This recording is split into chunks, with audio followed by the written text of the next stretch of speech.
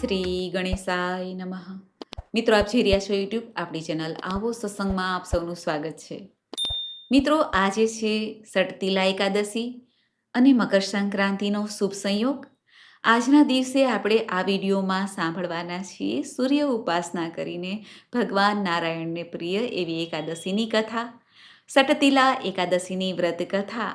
જો આપને આ વિડીયો પસંદ આવે તો લાઈક કરજો, શેર કરજો. આપ આ ચેનલ પહેલી વખત જોઈ રહ્યા છો તો સબસ્ક્રાઈબ કરી લેજો, જેથી આવનાર વિડીયોની માહિતી આપ સુધી તુરંત પહોંચી શકે. ધન્યવાદ. ઓમ નમો ભગવતે વાસુદેવાય. બોલો લક્ષ્મીનારાયણ દેવની જય.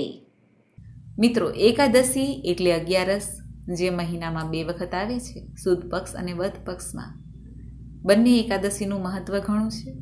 એમાંય ખાસ કરીને આ પોષ માસના વદ પક્ષની એકાદશી તે સટતિલા એકાદશી કહેવાય છે, જેમાં 6 પ્રકારે તલના મહત્વને દર્શાવવામાં આવ્યું છે.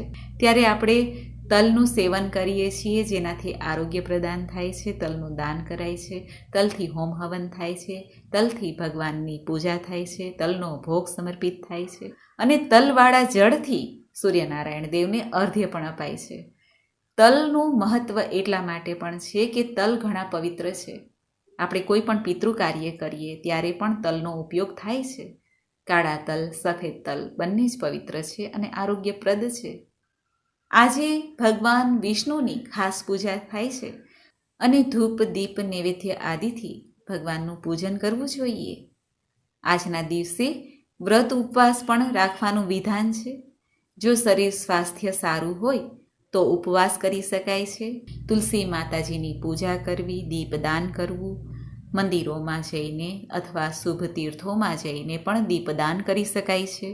આપણા ઋષિમુનિઓએ પાપ, પુણ્ય, સ્વર્ગ, નર્ક આદિનો વિચાર ધ્યાનમાં લઈને મનુષ્યને સારા માર્ગે ચાલવા માટે, સારા કર્મ કરવા માટે વ્રત, જપ, તપ, ઉપવાસનું જે સૂચન આપેલું છે, તેમાં એકાદશીનું મહત્વ ઘણું છે.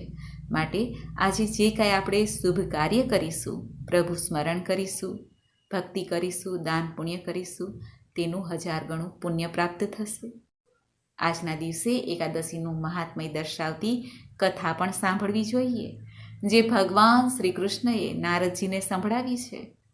તે આપણે એકાદશીની કથા પણ સાંભળીએ. બોલો ભગવાન લક્ષ્મીપતિ નારાયણની જય.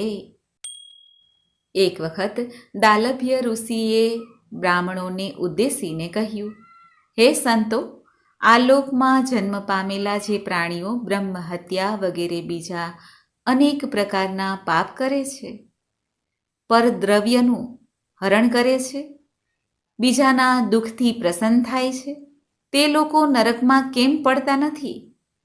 તે મને યથાર્થ કહો. જે થોડું દાન કરવાથી શ્રમ વિના પાપ શાંત થાય એવું દાન ક્યું છે, તે આપ મને કહો.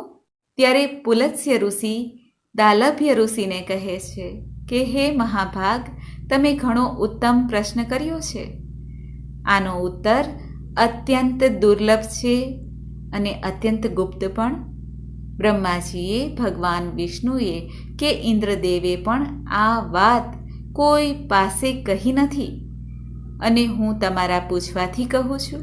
પોષ માસમાં જે દિવસે પુષ્ય નક્ષત્ર હોય તે દિવસે સ્નાન કરીને, પવિત્ર થઈને, ઇન્દ્રિયોને વશ રાખીને કામ, ક્રોધ, અભિમાન, ઈર્ષા, લોભ અને ચાડિયાપણું આ બધાનો ત્યાગ કરીને, નારાયણ ભગવાનનું સ્મરણ કરીને, જળથી પગ ધોઈને છાણ ભેગું કરવું, તેમાં તલ નાખીને, કપાસ નાખીને તેના પિંડ તૈયાર કરવા.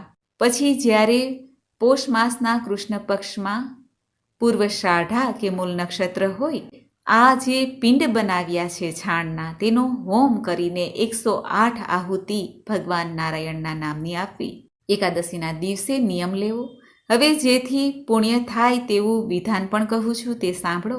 સ્નાન કરીને પવિત્ર થઈને નિયમથી એકાદશીના દિવસે નારાયણના નામ વડે તેની પૂજા ઉપાસના કરીને ઉપવાસ અને જાગરણ કરાય છે. ઉપવાસ અર્થાત પ્રભુની નજીક રહેવું. બીજા દિવસે ફરીથી, એટલે કે જ્યારે દ્વાદશી આવે છે ત્યારે ફરીથી ચંદન, અગરુ, કપૂર અને તલ આદિથી ભગવાન શ્રી હરિનું પૂજન કરવું, ખીચડીનું નૈવેદ્ય ધરવું, શ્રી કૃષ્ણ ભગવાનની સ્તુતિ કરતા રહેવું, પારણ કરવું, પારણમાં ભગવાન શ્રી નારાયણની પૂજા કરીને ગૌ સેવા થાય છે, બ્રાહ્મણોને દાન દક્ષિણા અપાય છે, જે વ્રતનો સંકલ્પ લીધો છે તેની પૂર્ણાહુતિ થાય છે. પછી કોળાનું કે નાળિયેરનું અથવા બીજોરાનું કંઈ પણ ન મળે ફળ તો સોપારીને વિધિ સહિત અર્ધ્ય આપવો અને આ મંત્ર બોલવો: હે કૃષ્ણ, આપ કૃપાળુ છો, માટે નિરાધારના આધાર થાઓ. હે પરમેશ્વર, સંસાર સમુદ્રમાં ડૂબેલાની ઉપર આપ પ્રસન્ન થાઓ. હે પુંડરીકાક્ષ, આપને હું નમસ્કાર કરું છું.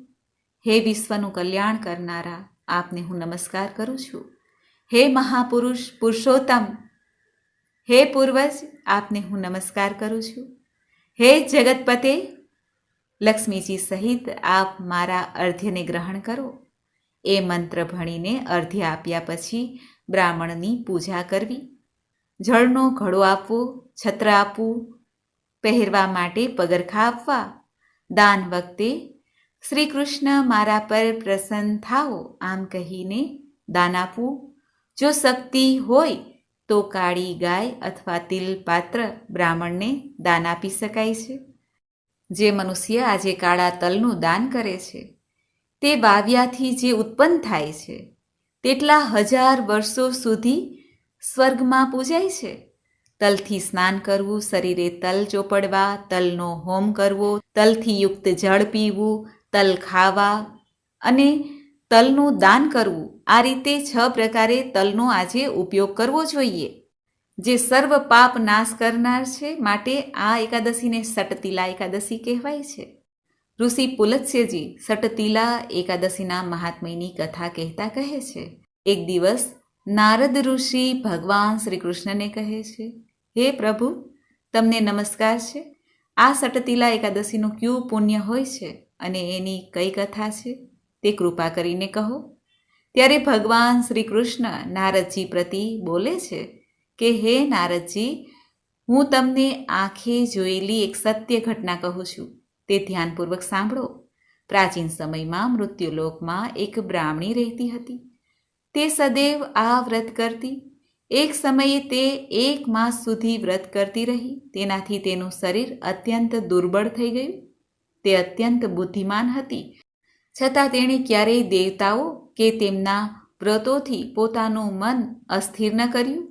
આ રીતે મેં વિચાર્યું કે બ્રાહ્મણીએ વ્રત આદિથી પોતાનું શરીર શુદ્ધ કરી લીધું છે અને તેણે વૈષ્ણવ લોક પણ મળશે, પરંતુ તેણે ક્યારેય અન્ન દાન કર્યું ન હતું, તેથી તેની તૃપ્તિ થવી મુશ્કેલ છે. આવું વિચારીને હું મૃત્યુલોકમાં ગયો. બ્રાહ્મણી પાસે અન્ન માંગ્યું અને કહ્યું, ભિક્ષાન દેહી. ત્યારે બ્રાહ્મણી બોલી, હે મહારાજ, તમે અહીં શા માટે આવ્યા છો? ત્યારે મેં કહ્યું, મને ભિક્ષા જોઈએ છે. તેથી તેણે મને એક માટીનો પિંડ આપી દીધો. હું તે લઈને સ્વર્ગમાં પાછો ફર્યો. થોડો સમય વીતતા તે બ્રાહ્મણી પણ શરીર ત્યાગીને સ્વર્ગમાં આવી. મૃત્યુપિંડના પ્રભાવથી તેને એક જગ્યાએ એક આમ્ર વૃક્ષ સહિત ગૃહ મળ્યું, પરંતુ તેણે તે ગૃહમાં કોઈ અન્ય વસ્તુ ન મળી. તે ગભરાઈને મારી પાસે આવી અને મને કહેવા લાગી, હે પ્રભુ, મેં અનેક વ્રત આદિથી તમારી પૂજા કરી છે, પરંતુ મારું ઘર વસ્તુઓથી રહિત કેમ છે? શું કારણ છે? ત્યારે મેં તે બ્રાહ્મણીને કહ્યું, હે દેવી, તમે તમારે ઘેરે જાઓ અને ત્યારે દેવ સ્ત્રીઓ આવશે તમને જોવા માટે. ત્યારે તમે તેમની પાસેથી સટતિલા એકાદશીનું પુણ્ય અને વિધિ સાંભળી લેજો. જ્યારે તમે સટતિલા એકાદશીનું પુણ્ય અને વિધિ તથા મહાત્મય સાંભળી લો ત્યારે જ દરવાજો ખોલજો. ભગવાનના આવા વચન સાંભળીને તે બ્રાહ્મણી ફરી પૃથ્વીલોક ઉપર આવી પોતાના ઘેરે આવી. જ્યારે દેવ સ્ત્રીઓ તેને જોવા માટે આવી, દ્વાર ખોલવા માટે કહ્યું, ત્યારે બ્રાહ્મણી બોલી, જો તમે મને જોવા આવી હો તો સટતિલા એકાદશીનું મહાત્મય કહો. તેમાંથી એક સ્ત્રી બોલી, તો સાંભળો, હું તે સટતિલા એકાદશીના મહાત્મયને કહું છું. જ્યારે તેમણે સટતિલા એકાદશીનું મહાત્મય સંભળાવી દીધું ત્યારે દેવસ્ત્રીઓના કહ્યા અનુસાર સટતિલા એકાદશીનું વ્રત તે બ્રાહ્મણ સ્ત્રીએ કર્યું. તેના પ્રભાવથી તેનું ઘર ધન ધાન્યથી ભરપૂર થઈ ગયું. જે મનુષ્ય અત્યંત વધેલી તૃષ્ણાને અને લોભને તજીને પોતાની શક્તિ અનુસાર આ એકાદશીનું વ્રત કરે છે, તલ અને વસ્ત્રનું દાન કરે છે, તેને જન્મો જન્મમાં આરોગ્યની પ્રાપ્તિ થાય છે, દુઃખ દરિદ્રતા દુર્ભાગ્ય આવતું નથી. ભગવાન શ્રી કૃષ્ણ નારદજીને કહે છે, હે નારદ, જે મનુષ્ય વિધિથી તલનું દાન આજના દિવસે કરે છે તે સર્વે પાપોમાંથી મુક્તિ પ્રાપ્ત કરી શકે છે. તેનો અનર્થ ક્યારેય થતું નથી. તેને કોઈ જાતનું શ્રમ પણ થતો નથી. એમાં કોઈ સંશય નથી, કારણ કે વિધિથી કરેલું તલનું દાન સર્વ પાપોનો નાશ કરનાર છે. આ રીતે ભવિષ્ય પુરાણમાં પોષ માસના વદ પક્ષની સટતિલા એકાદશીનું મહાત્મય કહેલું છે. બોલો ભગવાન શ્રી કૃષ્ણની જય.